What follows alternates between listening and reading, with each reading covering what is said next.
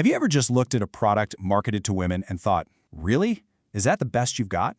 It's a huge question, and we're talking trillions of dollars on the line here. So today, we're going to get into the real stuff, the psychology, the neuroscience of what actually connects with female consumers. We're going way, way beyond those tired and frankly lazy stereotypes. Right? I mean, this slide just says it all. The old strategy, just paint it pink and charge 40% more. It's kind of funny because it's so absurd, but here's the crazy part. So many brands actually do this. It's a real living and breathing approach. And we've got a name for this whole charade, the pink tax masquerade. You know the drill, right? You take a totally normal product, say a hammer, you shrink it, maybe make it rose gold, and boom, it's a lady hammer. But honestly, the extra price isn't even the biggest insult. The real problem is the assumption that just changing how it looks is the same as actually understanding what someone needs.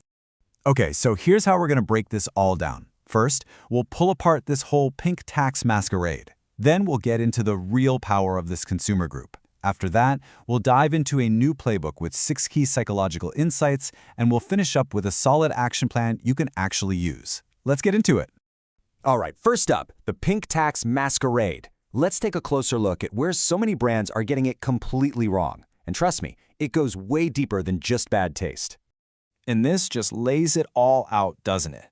On one side, you've got the patronizing laziness, slap on some pink, call your protein powder goddess fuel, and cross your fingers.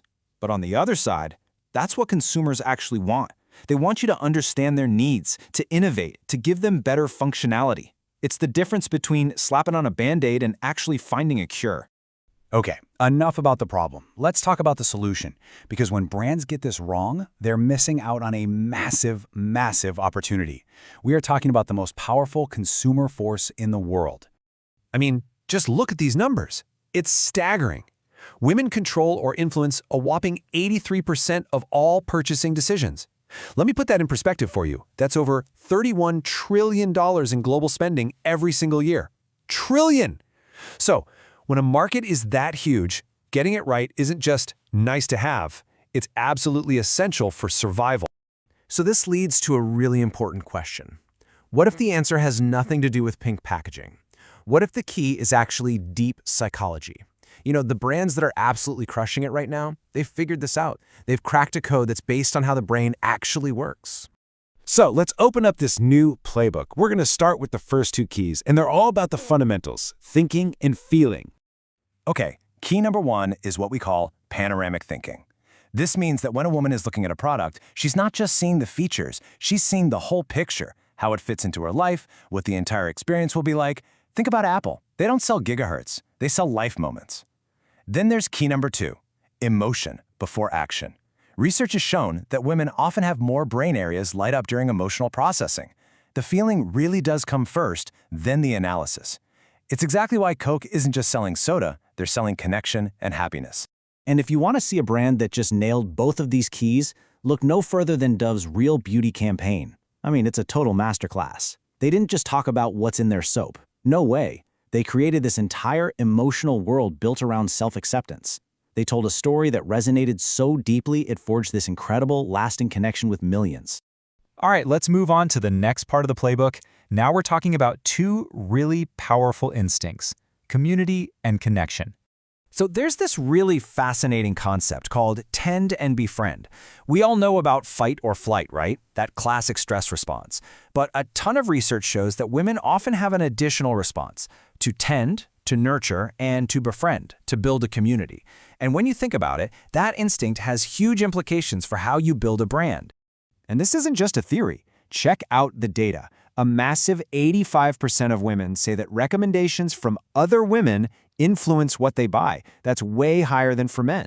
So word of mouth in these communities isn't just some fluffy, nice idea.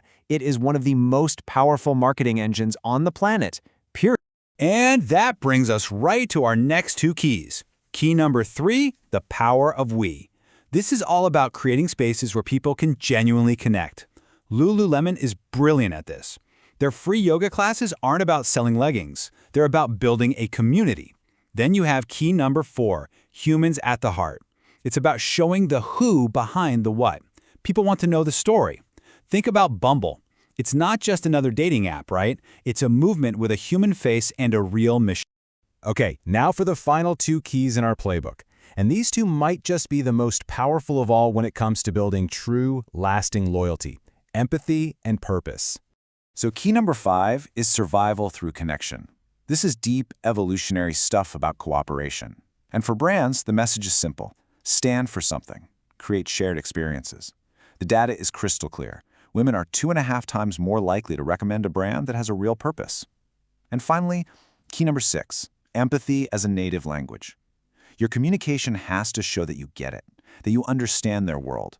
Because believe me, there's a built-in radar for anything that sounds fake, artificial, or worst of all, condescending.